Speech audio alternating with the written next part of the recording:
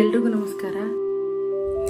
ಜಗನ್ನಾಥ ಅಂತ ಅಂದ್ರೆ ಕೇವಲ ಪುರಿಯ ದೇವಸ್ಥಾನ ಅಲ್ಲ, ಅದು ಕೋಟಿ ಕೋಟಿ ಭಕ್ತರ ನಂಬಿಕೆಯ ಕೇಂದ್ರ. ಆದ್ರೆ ಈ ದೇವಾಲಯದ ಬಗ್ಗೆ ಅನೇಕ ಜನರಿಗೆ ಗೊತ್ತಿಲ್ಲದ ಕೆಲವು ವಿಸ್ಮಯಕಾರಿ ವಿಶೇಷತೆಗಳು ಅವ. ಅಂಥದ್ರೊಳಗೆ ನಾನು ಪುರಿ ಜಗನ್ನಾಥನಿಗೆ 2 ಸಲ ಹೋಗಿ ಬಂದೀನಿ ಅಂತಂದ್ರೆ ಅದು ಹೇಳ್ಕೊಳ್ಳಿಕ್ಕೆ ಆಗೋದಿಲ್ಲ, ಅಷ್ಟು ಸಂತೋಷ ಆಗ್ತದೆ. ಈ 7 ವಿಷಯಗಳನ್ನು ಇವತ್ತಿನ ಈ ಸಂಚಿಕೆಯಲ್ಲಿ ತಿಳ್ಕೊಳ್ಳೋಣ. ನಮ್ಮ ಜೀವನದಾಗೂ ಒಂದು ಸೂರ್ಯ ಉದಯಿಸಲಿ. ಈ ನನ್ನ ಚಾನಲ್ ಯಾರ್ಯಾರು ನೋಡ್ಲಿಕ್ಕತ್ತೀರಿ, ಲೈಕ್, ಶೇರ್, ಸಬ್ಸ್ಕ್ರೈಬ್ ಮಾಡುವ ಮುಖಾಂತರ ಆ ಜಗನ್ನಾಥನ ಸೇವಾ ಭಾಗ್ಯ ನಮಗೆಲ್ಲ ದೊರಕಲಿ ಅಂತ ಕೇಳೋಣ. ಬನ್ನಿ, ಆ ಸ್ವಾಮಿ ಜಗನ್ನಾಥನ 7 ವಿಶೇಷತೆಗಳನ್ನು, ಅಚ್ಚರಿಯ ಅಂಶಗಳನ್ನು ಇಲ್ಲಿ ಒಂದೊಂದಾಗಿ ಹೇಳ್ತಾ ಹೋಗ್ತೀನಿ. ಇಲ್ಲಿ ಮೊದಲನೇದಾಗಿ ಧ್ವಜದ ಚಲನೆ. ಏನು ಅಂತಂದ್ರೆ, ಈ ದೇವಾಲಯದ ಮ್ಯಾಲೆ ಏನದಲ್ಲ, ಈ ಧ್ವಜ ಯಾವಾಗಲೂ ಗಾಳಿಯ ವಿರುದ್ಧ ದಿಕ್ಕಿನೊಳಗೆ ಚಲಿಸ್ತದಂತ. ಎಷ್ಟು ಅಚ್ಚರಿಯಲ್ಲ. ಯಾಕಂದ್ರೆ ಗಾಳಿ ಎಲ್ಲಿರ್ತದನ ಅಲ್ಲೇ ಧ್ವಜ ಆಗಲಿ ಯಾವುದೇ ಒಂದು ವಸ್ತುಗಳು ಅಲುಗಾಡೋದಾಗಲಿ ಆಗ್ತದೆ. ಆದ್ರೆ ಇಲ್ಲಿ ಪುರಿ ಜಗನ್ನಾಥನ ಮೇಲೆ ಏನು ಕಾಣಿಸ್ಲಿಕ್ಕತ್ತದಲ್ಲ, ಗೋಪುರದ ಮೇಲೆ ಅದೇನು ಧ್ವಜ ಹಾರಾಡ್ಲಿಕ್ಕತ್ತದಲ್ಲ, ಇದು ಗಾಳಿಯ ವಿರುದ್ಧ ದಿಕ್ಕಿನಲ್ಲಿ ಸಾಕ್ತದಂತ. ಈಗ ಹೇಳ್ರಿ, ಎಂಥ ಅಚ್ಚರಿಯ ಅಂಶ ಅದಲ್ಲ.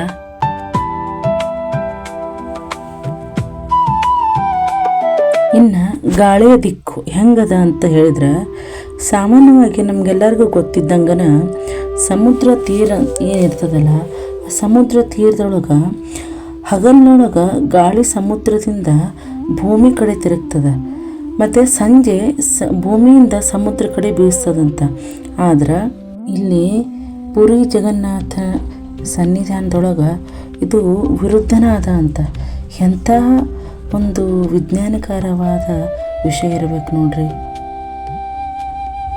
ಇನ್ನು 3ನೇದ್ದು, ಮಧ್ಯಾಹ್ನದ ಸಮಯದಾಗಂತೂ ದೇವಸ್ಥಾನದ ಮುಖ್ಯ ಗೋಪುರದ ನೆರಳು ಯಾವುದೇ ದಿಕ್ಕಿನೊಳಗೆ ಭೂಮಿ ಮೇಲೆ ಬೀಳೋದೇ ಇಲ್ಲ.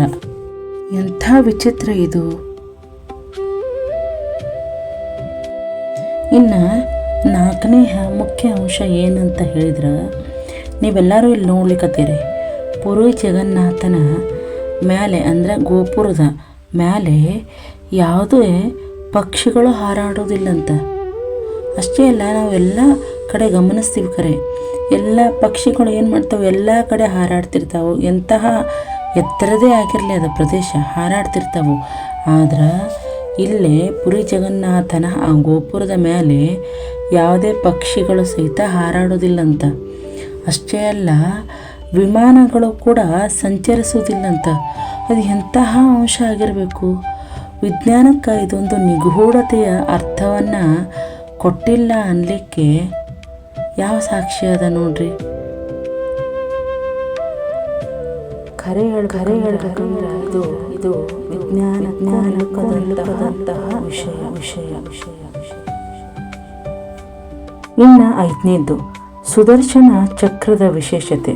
ಇಲ್ಲೆಲ್ಲ ನೋಡ್ಲಿಕ್ಕತ್ತಿರಲ್ಲ, ಈ ಸುದರ್ಶನದ ಚಕ್ರದ ವಿಶೇಷತೆ ಏನಂತಂದ್ರೆ, ದೇವಾಲಯದ ಮೇಲಿರುವ ಈ ಸುದರ್ಶನ ಚಕ್ರ ಪುರಿ ನಗರದ ಯಾವುದೇ ಮೂಲೆಯಿಂದ ನೋಡಿದರೂ ಅದು ನಮ್ಮೆದುರಿಗೆ ನೇರವಾಗಿ ಮುಖ ಮಾಡಿರುವಂತೆ ಕಾಣ್ತದಂತ.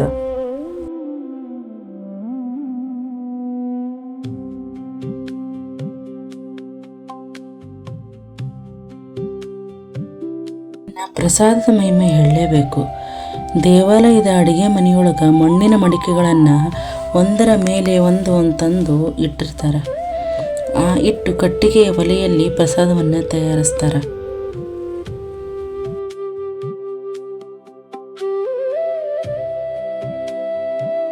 ಹಿಂಗೆ ಒಂದ್ರ ಮೇಲೆ ಇಟ್ಟು ಬೇಯಿಸ್ತಾರೆ. ನಮಗೆಲ್ಲ ಏನು ಅನ್ನಿಸ್ತದ ಅಂತಂದ್ರೆ, ಕೆಳಗಿನ ಮಡಿಕೆ ಅದೇ ಬೇಗ ಆಗ್ತದೆ ಪ್ರಸಾದ ಅಂತ ತಿಳ್ಕೊಂಡಿರ್ತೀವಿ. ಆದ್ರೆ ಇಲ್ಲಿ ಹಂಗಿಲ್ಲ.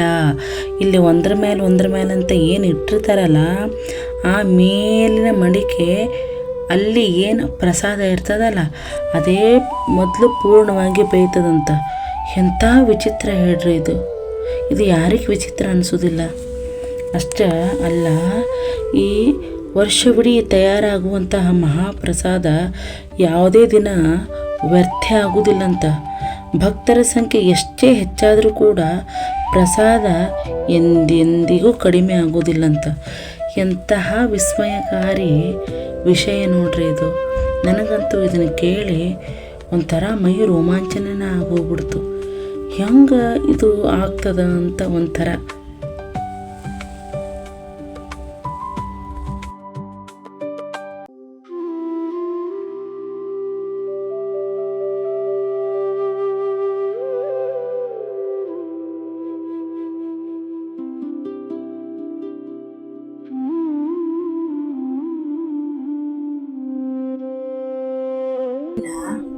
ಸಮುದ್ರದ ಅಲೆಗಳ ಶಬ್ದ, ಅಲ್ಲಿ ಗೋಲ್ಡನ್ ಬೀಚ್ ಅಂತ ಅಂತಿದ್ವಿ. ಅಲ್ಲಿ ಹೋದ್ರೆ ಸಿಂಹದ್ವಾರ ಅಂತಂದ್ರೆ ಮುಖ್ಯ ದ್ವಾರ. ಆ ಮುಖ್ಯ ದ್ವಾರವನ್ನು ಶ್ರೀಹರಿ ಕಾಪಾಡಪ್ಪ ಅಂತ ಮೊದಲ ಮೆಟ್ಟಿಲುಗಳನ್ನು ನಾವು ಹತ್ತುತ್ತಿದ್ದಂಗನ ಹೊರಗಿನಿಂದ ಕೇಳಿಸುವ ಸಮುದ್ರದ ಅಲೆಗಳ ಸದ್ದು ಸಂಪೂರ್ಣವಾಗಿ ನಿಂತೇ ಹೋಗ್ಬಿಡ್ತದೆ. ಅಷ್ಟೇ ಅಲ್ಲ, ಅದಕ್ಕೆ ಕೇಳಿಸೋದು ಇಲ್ಲ. ಹಂಗೆ ನಾವೇನು ಮಾಡೋಣ, ಮತ್ತೆ ದೇವಸ್ಥಾನದಿಂದ ಎಲ್ಲ ದರ್ಶನ ಎಲ್ಲ ಮುಗಿಸಿ ದೇವಸ್ಥಾನದಿಂದ ಹೊರಗಡೆ ಬರ್ತೀವಲ್ಲ, ಬಂದ ಕೂಡೇನ ಅದೇ ಅಲೆಗಳ ಶಬ್ದ ಕೇಳಿಸ್ತದಂತ. ಎಂತಹ ನಿಗೂಢತೆ ಇರಬೇಕಿದ್ರಲ್ಲಿ. ಅದಕ್ಕೆ ಅಂತೀವಿ, ಜಗನ್ನಾಥ ಅಂತ ಅಂದ್ರೆ ಕೇವಲ ಪುರಿಯ ದೇವಸ್ಥಾನ ಅಲ್ಲ, ಅದು ಕೋಟಿ ಕೋಟಿ ಭಕ್ತರ ನಂಬಿಕೆಯ ಮಹಾನ್ ಶಕ್ತಿ ಅದ. ಆದ್ರೆ ಈ ದೇವಾಲಯದ ಬಗ್ಗೆ ಇಷ್ಟೆಲ್ಲ ಗೊತ್ತಿಲ್ಲದ ವಿಷಯಗಳನ್ನು ನಾವು ತಿಳ್ಕೊಂಡ್ರೂ ಕೂಡ ಅದು ವಿಜ್ಞಾನಕ್ಕೂ ನಿಲುಕದಂತಹ ಒಂದು ವಿಷಯನೇ ಆಗ್ಯದ. ಅಷ್ಟೆಲ್ಲ ಪುರಿ ಜಗನ್ನಾಥ ಭಕ್ತರ ಮನಗಳಲ್ಲಿ ತುಂಬಿ ಹೋಗಾನ. ಅದಕ್ಕೆ ಶ್ರೀ ಜಗನ್ನಾಥ, ನಾನು ಅನಾಥ, ನೀನು ನಾಥ, ಎಲ್ಲರನ್ನೂ ಕಾಯೋ ಶ್ರೀ ಜಗನ್ನಾಥ ಅಂತ ಹೇಳ್ತಾ, ಜಗನ್ನಾಥನ ಅನುಗ್ರಹ ನಮ್ಮೆಲ್ಲರ ಮೇಲೆ ಇರಲಿ. ಜಗನ್ನಾಥನ ಸೇವಾ ಭಾಗ್ಯ ನಮಗೂ ದೊರಕಲಿ ಅಂತ ಜಗನ್ನಾಥನ ಮೇಲೆ ಒಂದು ಭಜನೆಯನ್ನು ಹೇಳ್ಕೊಡ್ತೀನಿ. ಸೇವಾ ಮಾಡೋಣ ಬರ್ರಿ.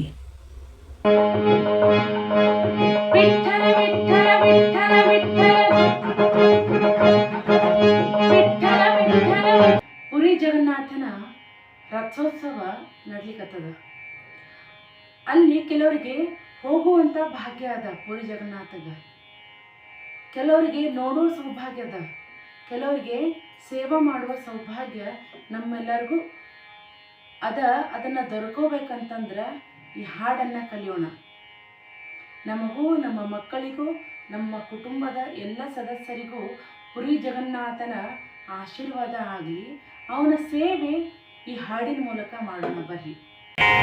ಕೋಟಿ ನಿಮ್ಮ ಕಾಯುವ ಜಗನ್ನಾಥ ವಿಠಲಯ್ಯ ವಿಠಲಯ್ಯ ಅಂತ ಒಂದು ಪ್ರಸಿದ್ಧವಾದಂತಹ ಜಗನ್ನಾಥದಾಸರು ಬರೆದಂತಹ ಈ ಹಾಡನ್ನ ಇವತ್ತು ನಾವು ಕಲಿಯೋಣ. ಕೋಟಿ ನಿಭ ಕಾಯೋ ಜಗನ್ನಾಥ ವಿಠಲಯ್ಯ, 14 ಲೋಕಗಳ ಒಡೆಯ ಶ್ರೀಹರಿ ಜಗನ್ನಾಥ ನನ್ನನ್ನು ಕಾಯಪ್ಪ ಅಂತ ಅವನನ್ನ ಮನಸಾರೆ ಸ್ಮರಿಸೋಣ ಬರೀ. ಈ ಹಾಡನ್ನ ಒಂದು ಲೈನ್ ಅನ್ನ ನಾನು ಹೇಳ್ತಾ ಹೋಗ್ತೀನಿ. ಸ್ಕ್ರೀನ್ ಮೇಲೆ ಬರ್ತಾ ಇರ್ತದ, ಅದನ್ನ ನೀವು ಬರ್ಕೊಡ್ರಿ, ತಡ ಮಾಡ್ಬೇಡ್ರಿ, ಬೇಗನೆ ಬರ್ಕೊಡ್ರಿ. ನಾನು ಒಂದ್ಸಲ ಹಾಡ್ತೀನಿ, ನೆಕ್ಸ್ಟ್ ನನ್ನ ಜೊತೆನೆ ಹಾಡ್ತೀರಾ ಅಥವಾ ಹಾರ್ಮೋನಿಯಂ ಜೊತೆ ಪ್ಲೇ ಮಾಡಿದಾಗ ನೀವು ಅದನ್ನ ಕಲಿತೀರಾ ಅನ್ನೋದು ನಿಮ್ಗೆ ಚಾಯ್ಸ್ ಬಿಟ್ಟದ್ದು. ಬರೀ ಈ ಹಾಡನ್ನ ಕಲಿಯೋಣ. 30 ಕೋಟಿ ನಿಭ ಕಾಯ ಜಗನ್ನಾಥ ವಿಠಲಯ್ಯ ವಿಠಲಯ್ಯ, ಹರಿ ವಿಠಲಯ್ಯ ವಿಠಲಯ್ಯ. ಇದನ್ನ ನಾನೊಂದ್ಸಲ ಹಾಡ್ತೀನಿ, ಅದನ್ನ ಮನಸಾರೆ ಕೇಳ್ರಿ. ತಟಿಕೋಟಿ ನಿಭಕಾಯೋ ಜಗನ್ನಾಥ ವಿಠಲಯ್ಯ ವಿಠಲಯ್ಯ ಹರಿ ವಿಠಲಯ್ಯ ವಿಠಲಯ್ಯ.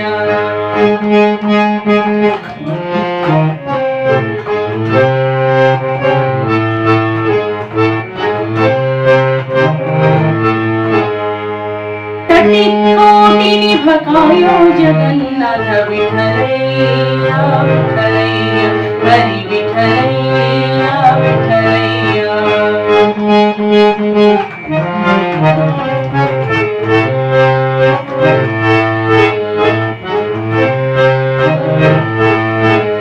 तटिकोटि निभकायो जगन्नाथ विठलಯ್ಯ विठलಯ್ಯ हरि विठलಯ್ಯ विठलಯ್ಯ.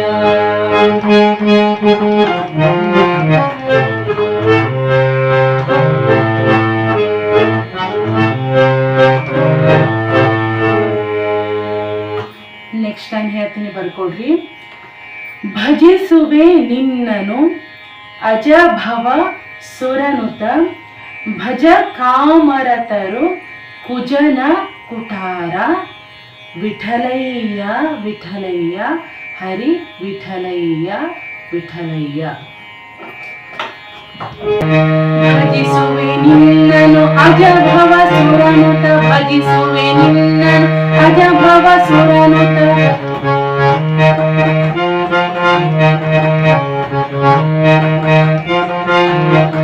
ಭಜ ಕಾಮರತರು ಕುಜನ ಕುಟಾರ ಭಜ ಕಾಮರತರು ಕುಜನ ಕುಟಾರ.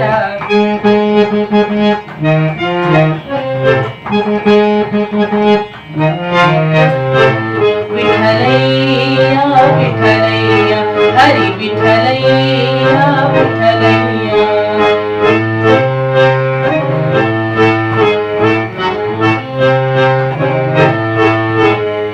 ನೆಕ್ಸ್ಟ್ ನೋಡಿ ಹೇಳ್ತೀನಿ ನೋಡಿ. ನೀ ಕರುಣಿಸದೆ ನಿರಾಕರಿಸಲು ಎನ್ನ ಸಾಕುವರ್ಯಾರೋ ದಯಾಪರಮೂರುತಿ ವಿಠಲಯ್ಯ ವಿಠಲಯ್ಯ ಹರಿ ವಿಠಲಯ್ಯ ವಿಠಲಯ್ಯ. ನೀ ಕರುಣಿಸದೆ ನಿರಾಕರಿಸಲು ಎನ್ನ ನೀ ಕರುಣಿಸದೆ ನಿರಾಕರಿಸಲು ಎನ್ನ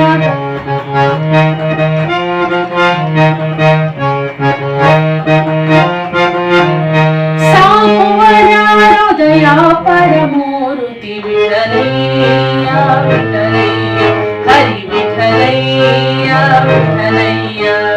ಸಾಕುವರ್ಯಾರೋ ದಯಾಪರಮೂರುತಿ ವಿಠಲಯ್ಯ ವಿಠಲಯ್ಯ ಹರಿ ವಿಠಲಯ್ಯ ವಿಠಲಯ್ಯ.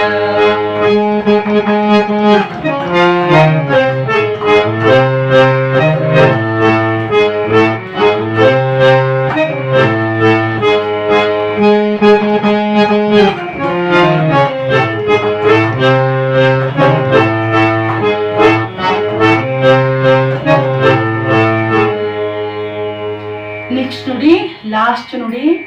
ಶರಣಾಗತರನು ಪೊರೆವನೆಂಬ ತವ ಬಿರುದು ಕಾಯೋ ಕರಿವರ ಜಗನ್ನಾಥ ವಿಠಲಯ್ಯ ವಿಠಲಯ್ಯ ಹರಿ ವಿಠಲಯ್ಯ ವಿಠಲಯ್ಯ.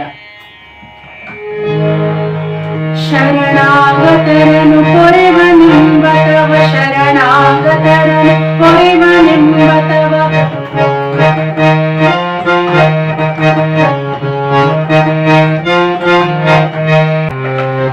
ಶರಣಾಗತರನು ಪೊರೆವನೆಂಬ ತವ ಶರಣಾಗತರನು ಪೊರೆವನೆಂಬ ತವ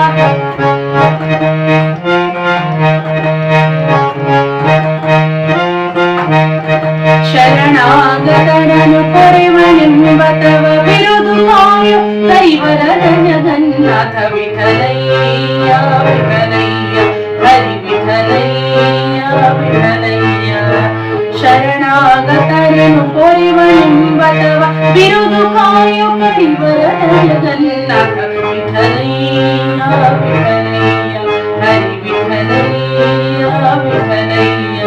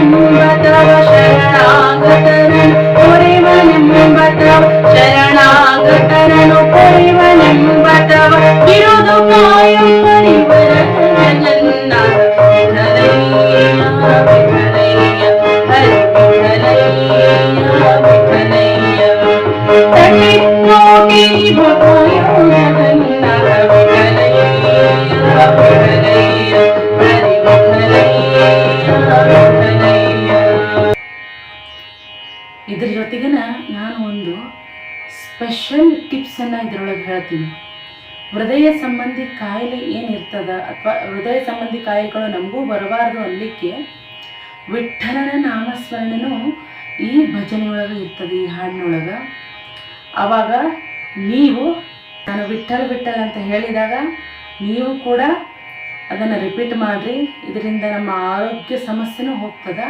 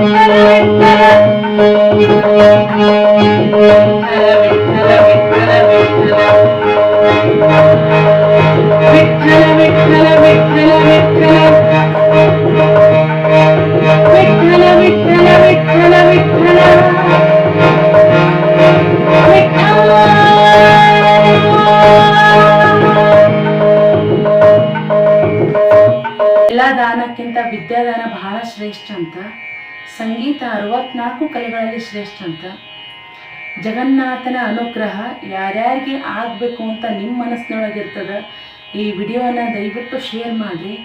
ಯಾರು ಸಂಗೀತ ಆಸಕ್ತಿ ಉಳ್ಳವರಿರ್ತಾರೆ, ಕೆಲವೊಂದಿಷ್ಟು ಅನಿವಾರ್ಯ ಕಾರಣಗಳಿಂದ ಕಲೀಲಿಕ್ಕೆ ಆಗಿರೋದಿಲ್ಲಲ್ಲ, ಈ ಹಾಡನ್ನು ಅವ್ರಿಗೂ ಕೂಡ ಕಳಿಸಿ. ಆದಷ್ಟು ವಿದ್ಯಾದಾನ ಫ್ರೀ ಶೇರ್ ಮಾಡೋದ್ರಿಂದನೂ ಅದು ಆ ದಾನದಲ್ಲಿ ನಿಮಗೂ ಒಂದು ಸ್ವಲ್ಪ ಬರ್ತದಂತ. ಎಲ್ಲರೂ ಎಲ್ಲವನ್ನ ಕೊಡ್ಬೋದಂತ, ಆದರೆ ಪುಣ್ಯ ಮಾಡಿಸಿದ್ದು ಅವರವರೇ ಮಾಡಬೇಕಂತ. ಅದನ್ನು ಯಾರಿಂದನೂ ಕೊಡ್ಲಿಕ್ಕೆ ಆಗೋದಿಲ್ಲ. ಈ ಪುಣ್ಯದ ಕೆಲಸನ ಎಲ್ಲರೂ ಮಾಡ್ರಿ ಅಂತ ಹೇಳ್ತಾ, ವಿದ್ಯಾದಾನ ಶ್ರೇಷ್ಠ ಆಗಿರೋದರಿಂದ ಈ ಹಾಡನ್ನು ಜಗನ್ನಾಥನ ಅನುಗ್ರಹ ಯಾರ್ಯಾರಿಗೆ ಆಗಬೇಕು ಅಂತ ನೀವು ಎಲ್ಲ ಬಯಸ್ಲಿಕ್ಕತ್ತೀರಿ, ಎಲ್ಲರಿಗೂ ಶೇರ್ ಮಾಡಿರಿ. ಈ ಭಜನೆ ಮಾಡಿದ್ರಿಂದ ನಿಮಗೆ ಏನು ಅನ್ನಿಸ್ತು ಅನ್ನೋದನ್ನು ಕಮೆಂಟ್ ಮಾಡಿರಿ. ಜೈ ಜಗನ್ನಾಥ ಅಂತ ಕಮೆಂಟ್ ಮಾಡಿದ ಮೇಲೆ ಬರಿತೀರೋ ಅಥವಾ ಜೈ ಜಗನ್ನಾಥ ಅಂತ ಮೊದಲೇ ಬರೆದು ಕಮೆಂಟ್ ಮಾಡ್ತಿರೋ ಆಯ್ಕೆ ನಿಮ್ಮದು. ನೆಕ್ಸ್ಟು, ನಮ್ಮ ಜೀವನದೊಳಗೂ ಒಂದು ಸೂರ್ಯ ಇದ್ದಾನ, ಅವನು ಉದಯ ಆಗಬೇಕು ಅಂತ ನಿಮಗೆಲ್ಲರಿಗೂ ಆಸೆ ಇತ್ತಂದ್ರೆ ಆ ಜೀವನದ ಸೂರ್ಯೋದಯದ ನೆಕ್ಸ್ಟ್ ವಿಡಿಯೋಗಾಗಿ ಮತ್ತೆ ಸಿಗೋಣಂತ. ಶ್ರೀ ಕೃಷ್ಣಾರ್ಪಣಮಸ್ತು, ಶ್ರೀ ಮಧ್ವೇಶಾರ್ಪಣಮಸ್ತು. ಜೈ ಶ್ರೀರಾಮ್, ಜೈ ಹಿಂದ್. ನಮಸ್ಕಾರ.